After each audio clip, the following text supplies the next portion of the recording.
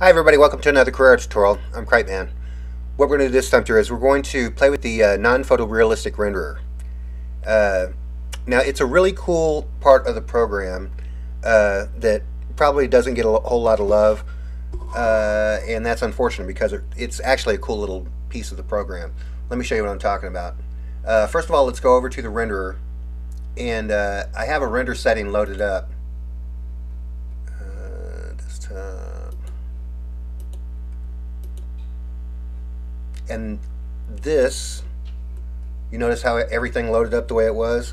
If you have a setting that you like, keep it handy so that you can recreate whatever it is you want to recreate.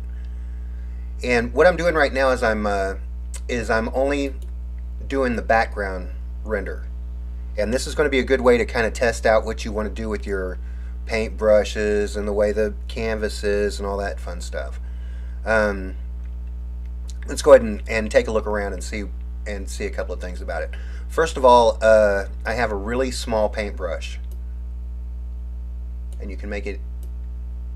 Actually, I can't see what this does, but you notice that I made this smaller. This is what made this smaller. All right, and you have to have background checked in order to render in the background, and they have it set up like that because if you start doing the diffuse, highlights, and shadow and give all of it its own individual brush, it's going to take a long time to render. You notice my anti-aliasing is at best. Paper color is this. Now, paper color might not mean a whole lot when you have your transparency settings really low, but once you start bringing them up, let's see if we can see some of the red behind here. There's a little bit. Yeah, I only have 20% transparency, but if you start doing like 90%, see that you can bring a completely different tone to your art, and that's doing the paper color. And you can also, if you want to have a neutral color, or just neutral gray, you can do this too. And you're doing all this through your transparency and your paper color. See that? And one cool thing about doing the background too is it goes quick. Now if you take your anti-aliasing off, it'll go even quicker. If you need just a general idea. Did it already do it? Weird if it did. Let's go ahead and look at some other things. Now, when you click on your brushes, there's a variety of different brushes you can use. Charcoal looks really good. Let's do that. See how quick that was? Let's do intensity. Actually, I think I want it to anti-alias a little bit. It looks like it's going too fast. And see, these are classic looks right here. You see these in commercials all the time. If there's something that if you want to kind of not go full 3D and add a little something to your portfolio, I would suggest playing with this a little bit, because that's what I'm going to do. Charcoal. There's another charcoal right here. It's slightly different, and you notice how the white around here the little borders around here makes kind of a difference because this thing segs out into an alpha map. You see what I'm saying when I'm doing when I render. Oh, nice. You notice I have my thickness up at 100% and my length at 300. Bring that back a little bit. Just do 80% transparency. See how it looks like it dims down in the background? Neat, right? Well, you're doing all this by way of your directional brushes, the directions that your brush goes. Oh, and there's a random in here too. If I'd have taken that down, then it made it a little less random. See that? But your orientation of your brush is handled through these little guys right here. If you do horizontal, see the way it is right now? There's A. Oh, well, let me crank the length up a little bit. That helps. There you go. You see, there's the horizontal. Oh no, that's triangle. Where'd my horizontal go? Same difference. And you throw a little vertical on there at the same time, you have a slightly directional paint.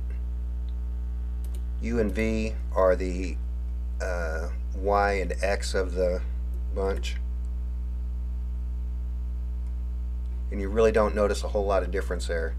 What I like to do and it goes still kind of quick if you just click them all.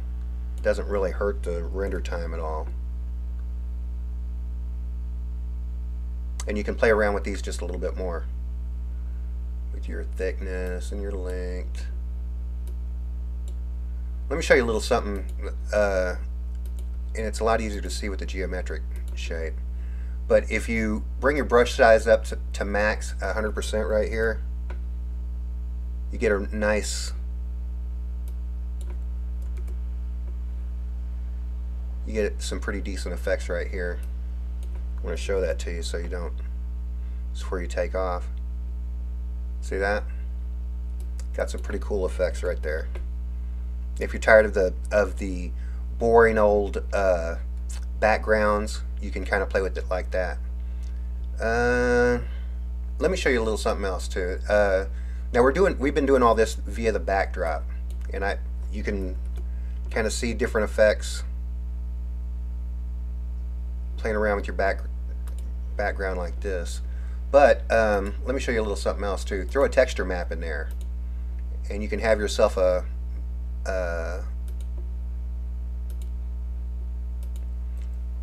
paint style painting.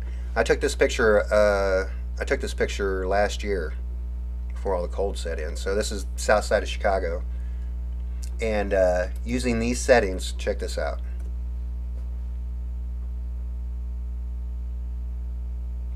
Alright, that might be a little much. Let's go ahead and bring this down to 1. If you bring your brush size down to 1, it brings it a little bit more into perspective. There you go. And see how painty that looks? There's A, there's B. Neat, right? Let's go ahead and try different settings. Let's do paint strokes. And this is one of my favorite ones. This little paint, this just looks like a little circle. Looks like things are being painted into little circles here. Check this out. That's a neat effect. That's 7%, it's a little much. Let's bring that down to 1 again. And when you bring it down to, when you bring your max brush size down to 1, you are as close to your picture as you're going to get. I've tried to put decimal values in there, and that freezes the program, just FYI. There's a lot of different brushes here. Let's go ahead and do this one.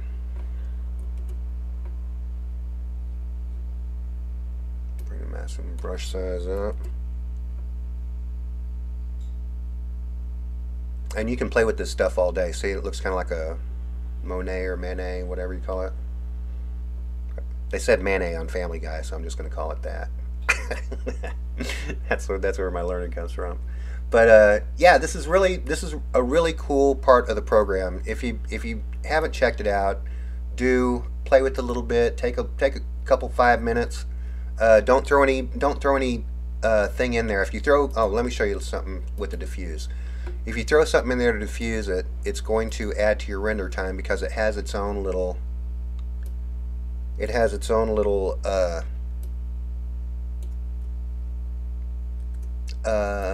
render settings and drawing settings. Let's go ahead and do a diffuse on here. Let's do a drawing. Actually, it really doesn't matter because I'm going to do something else here. This is what you got. I've used a completely different drawing scheme for this little guy right here. Now, if you use the object color, then it's going to use the object color. Duh, right?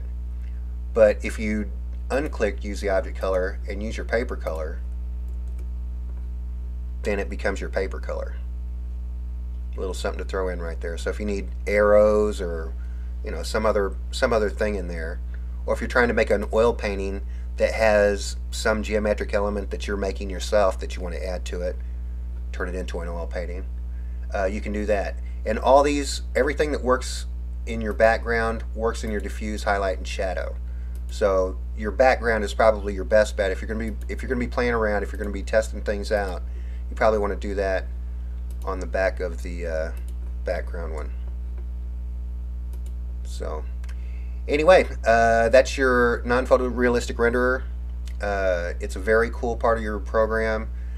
Play with it when you get a chance. It doesn't fit into the traditional pipeline, but one of the reasons I did this is because I needed paintings to hang in my rendered rooms, and it's good for that kind of thing. So just want to kind of point this out to you because it's a cool part of the program. So anyway, and that's it for this time. I'm cripeman, and I'll talk to you again later. Bye.